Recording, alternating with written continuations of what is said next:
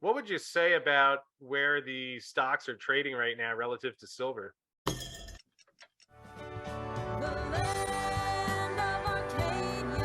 Well, hello there, my friends. Chris Marcus here with you for Arcadia Economics. And today we are digging into some thoughts about the silver stocks relative to the silver price. Obviously, we've had quite a volatile year in the silver price, quite a decline coming down from the highs in early March and April. And fortunately, it's nice to see a bit of a rally with silver back above $20 US. And we've seen a little bit of a rebound in the mining shares recently, along with that rally. And to dig into all these things, I am joined once again by David Stein of Kuya Silver. And David, great to have you back on in here. And how's everything going with you today? It's going well, Chris. Thanks for having me. Nice to see, the silver price rebounding, and hopefully it's the start of a big bull market here. Well, that would certainly be nice. Of course, a lot of the issues that have led the gold and silver prices higher still out there, even if perhaps not on the forefront of investors' minds, although Fed currently hiking, yet many wondering if there will be a pivot at some point. And with all of that said, why don't we jump in? Because something that you and I have talked about a couple of times in recent weeks was really how much some of these stocks have sold off. We heard a lot about margin calls. And if you take a look here at 985 on the SILJ, the Silver Junior Miners Index, again, hit that level on the way down and has rebounded a bit. But when you look back to the chart, you see really hasn't been in that territory since back in May of 2020. Of course, we take a look at the silver price May of 2020, which I think a lot of people remember quite clearly, but around $15, whereas today we're recording on Tuesday, August 2nd, price down a little bit, but at $20.20, let's call it. So, David, obviously you see things from the mining stock side, but also you're an investor in the sector. So what would you say about where the stocks are trading right now relative to silver? Well, they're definitely cheap relative to silver, and why is that the case? Well, I think we just went through a very very rapid correction in the silver price, and the equities. If the silver price is volatile, and the equities are even more volatile, and so they've kind of, I think, over corrected to the downside.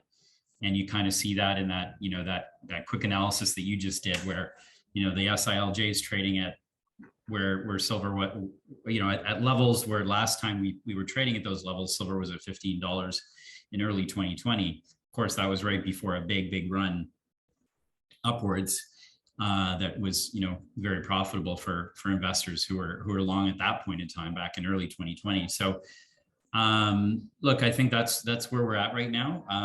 One thing to mention about the SILJ index is that it is very gold weighted as well. In fact, a lot of those basically top holdings in the SILJ produce more gold by value than silver. So there is no sort of perfect index for silver stocks, unfortunately. I do agree SILJ is probably the best one. But anyway, just something for the listeners, for the viewers to keep in mind when they look at that chart is that there's also gold exposure in there as well. And gold and silver tend to trade together, but obviously silver tends to outperform on the upside. Yeah, I appreciate you pointing that out, because First Majestic and Pan American silver, perhaps not what popped to mind as a silver junior, but makes a lot of sense. And how do you look at this? I know that you're speaking to investors every day.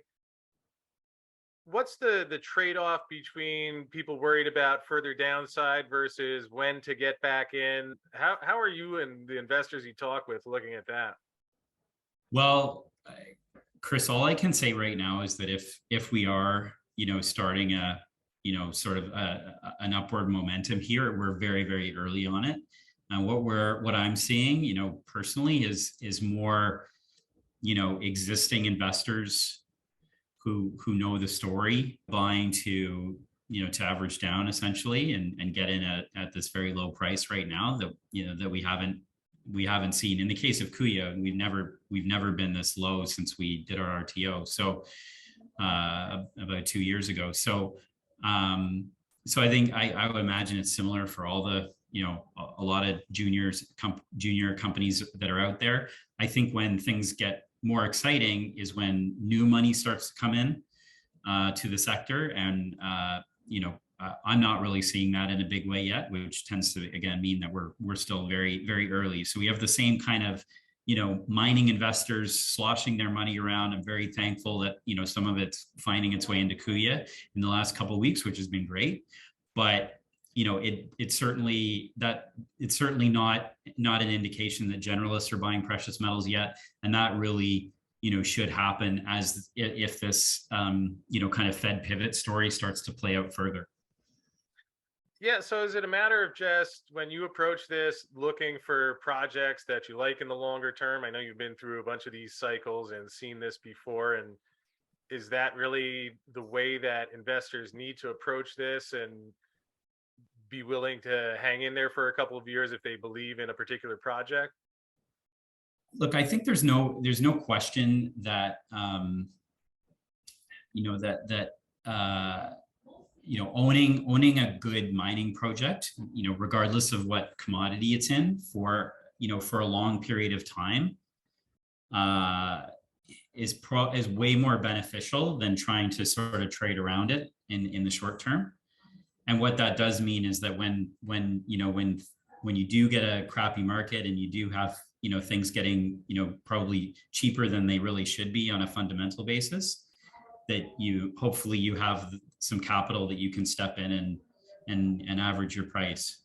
But whether you are able to do that or not, definitely in the long term, good mining projects will pay off.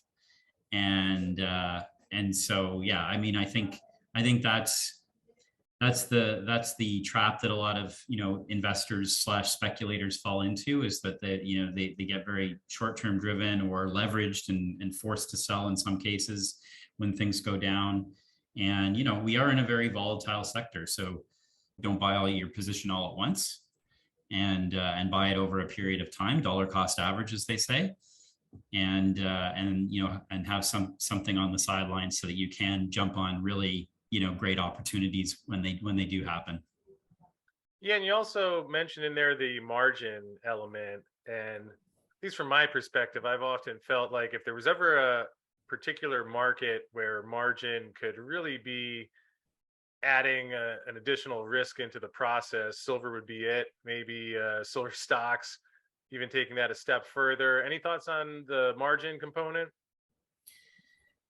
Well, look, I think, and again, I'll fully admit I don't have the research to back this up, but my opinion is that with the advent of a lot of the new online trading platforms like Interactive Brokers and Robinhood and stuff like that, and I realize not everybody gets a margin account, but lots of people do.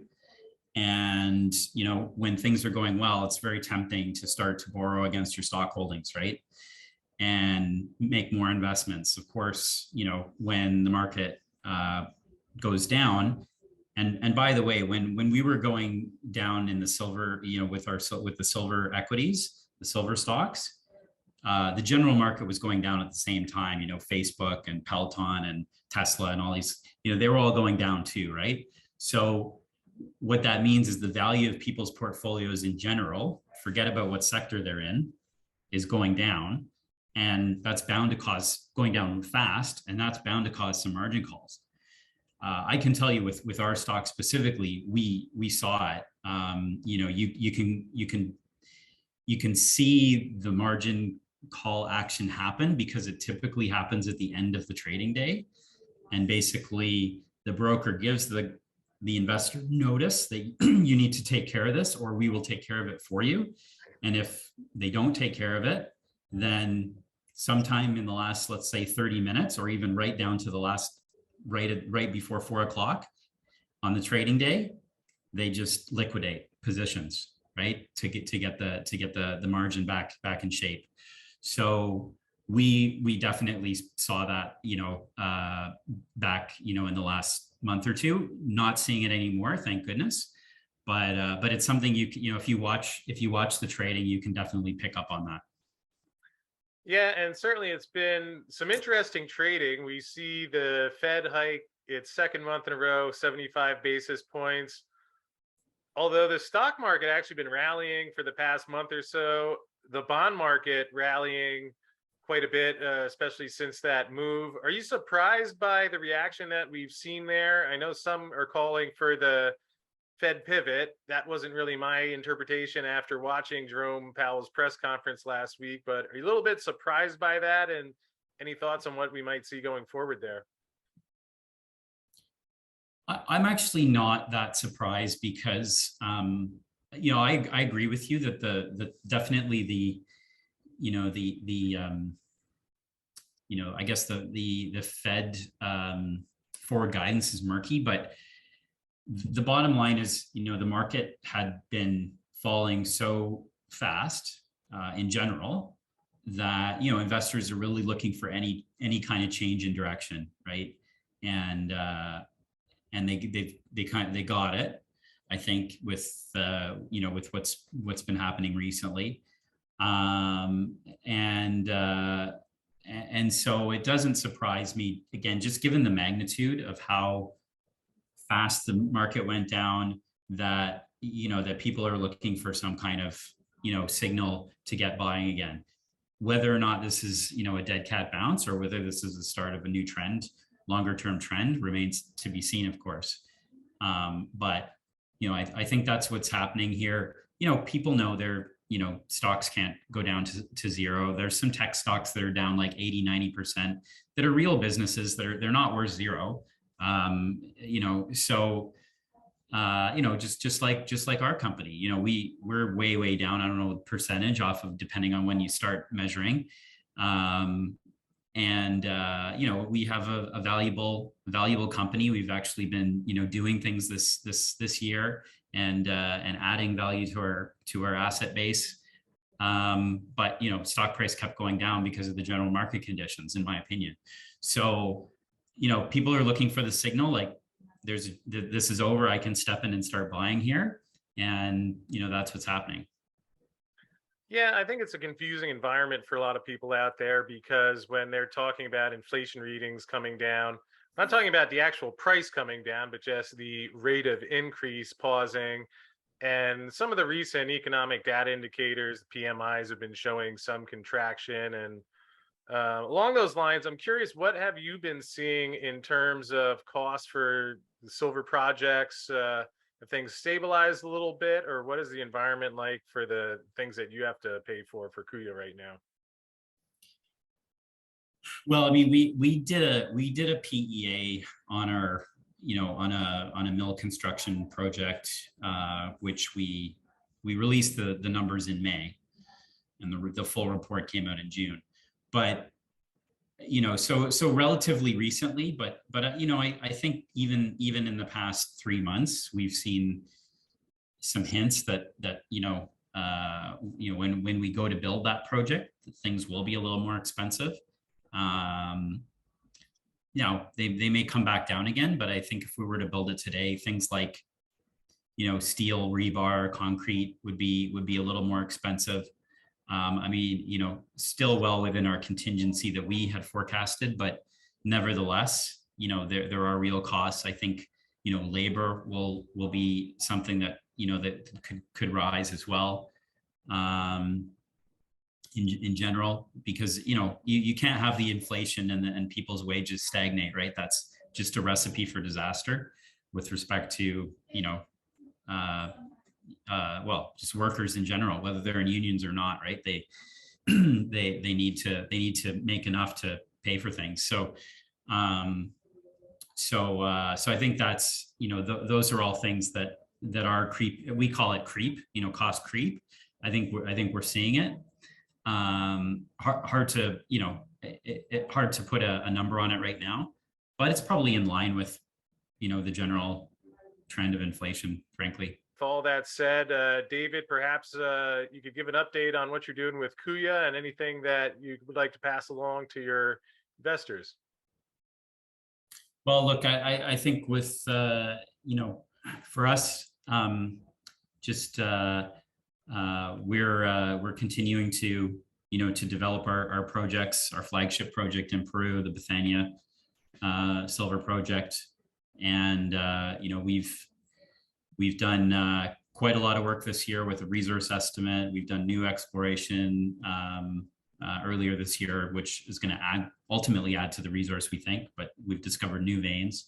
We've got our construction permit. We got our PEA out. So we're continuing to move the project forward, despite the market conditions that we've been in. We've got a great opportunity. It's a great project. It looks like costs are going to be really low. And, as we talked about in our, one of our most recent press releases, there may be an opportunity for us to start some toll milling earlier, which was also talked about in our PEA.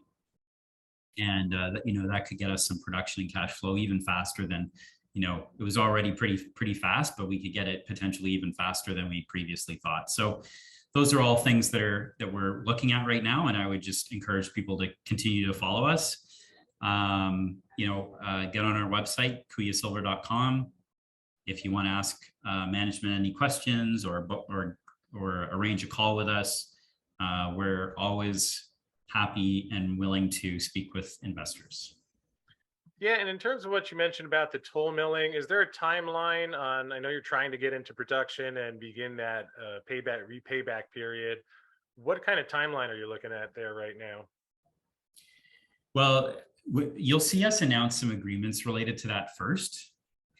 And then it would be a matter of a few months. And again, we can give sort of more guidance on that in the future, but it's a relatively short kind of time frame. Whereas to build our own mill, again, if I refer back to the PEA, to build our own mill, which we still intend to do down the road when market conditions are better. We think that is a really good long-term investment for our project, but anyway, the timeline basically from shovels in the ground to production was about 12 months there. So, I can tell you the toll milling would be significantly less than that. And what's the differential between if you're sending ore to the toll mill versus you have your own mill? What is the differential?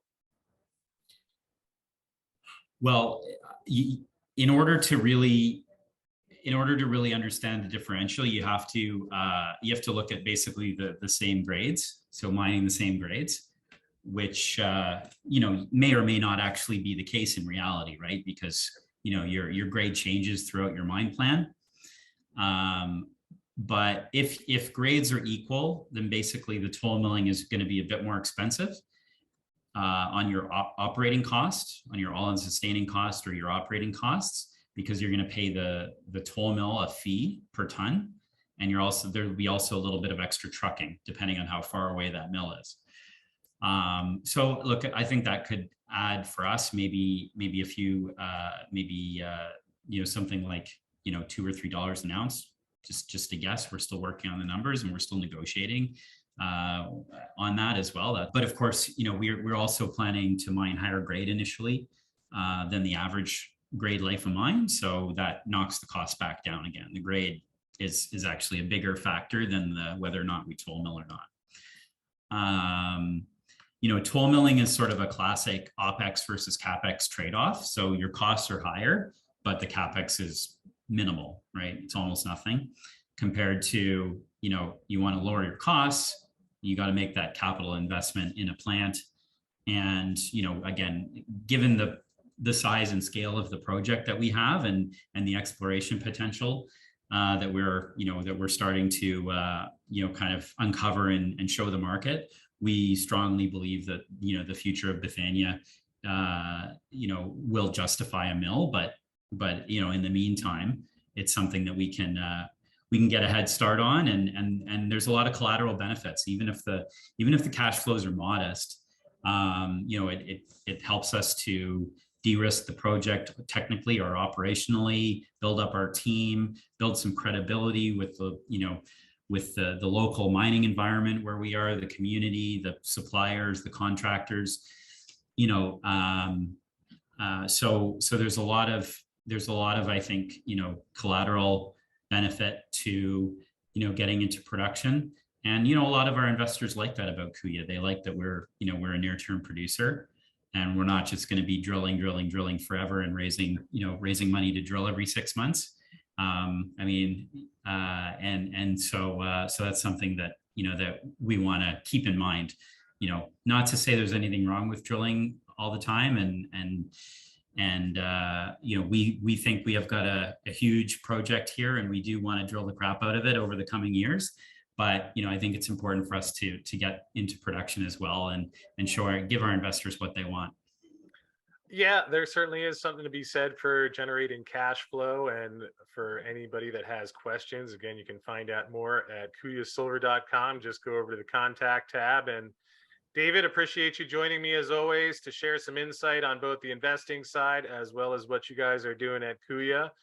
And just wish you the best with everything as you move it forward. And we'll look forward to catching up with you again soon. Thanks a lot, Chris. Anytime.